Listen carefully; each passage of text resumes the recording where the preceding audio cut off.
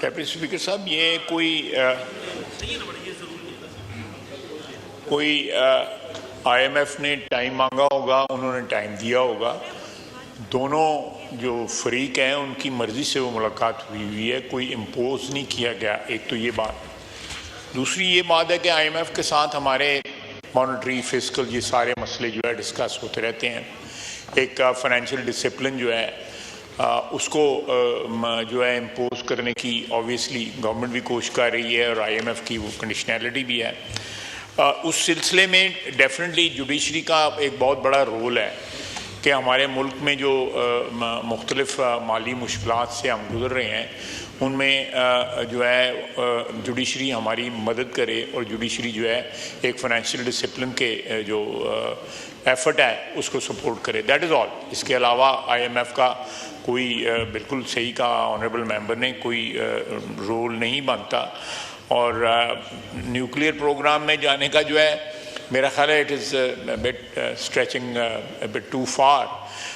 کوئی ادارہ جو ہے وہ will not be open to even judiciary نے اگر ان کی مرضی سے ملاقات کریں they could have at least کوئی کہہ سکتے تھے کہ جی ہم جوڈیشری نہیں ملنا چاہتی.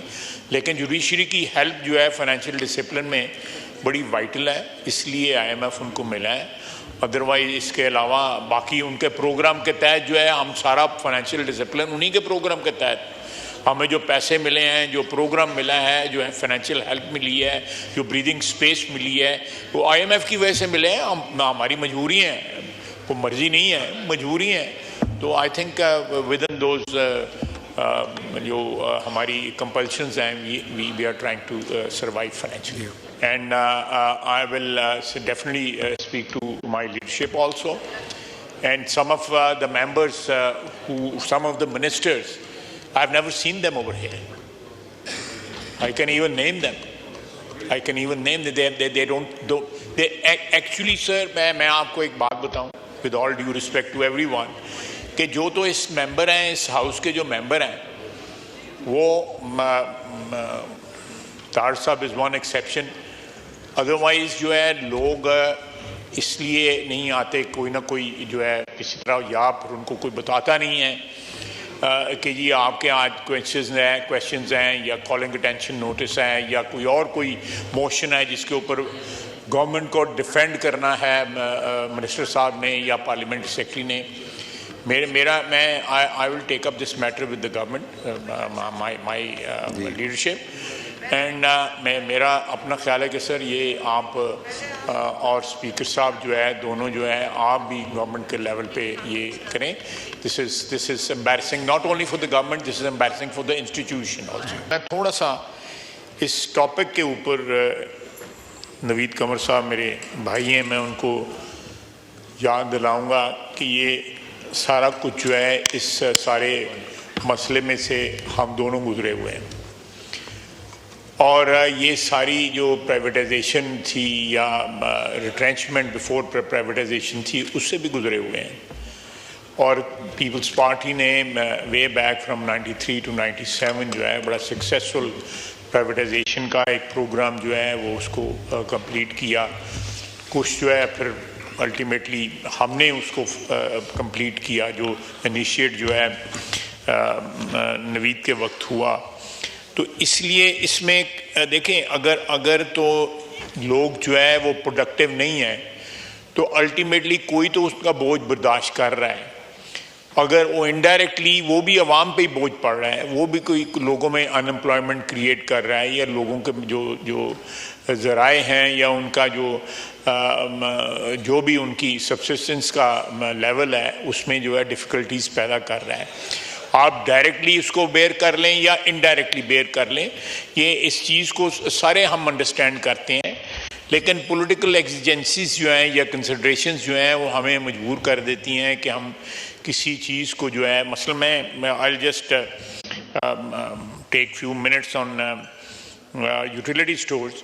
یوٹیلیٹی اسٹورز جب انٹروڈیوس کیا گیا تھا 1970s میں اس وقت اس کی ایک بڑی امپورٹنس تھی. دا ورلڈ اوور سوشلزم جو تھا وہ واز ریننگ سپریم.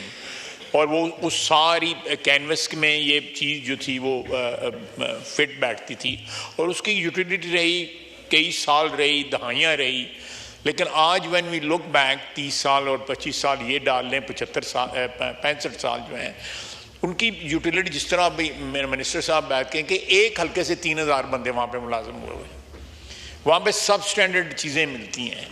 وہاں کے امپلائیز جو ہیں 16 لاکھ اور 20 لاکھ جو ہے ایک ٹوٹلی بینکرپٹ آرگنائزیشن جو ہے.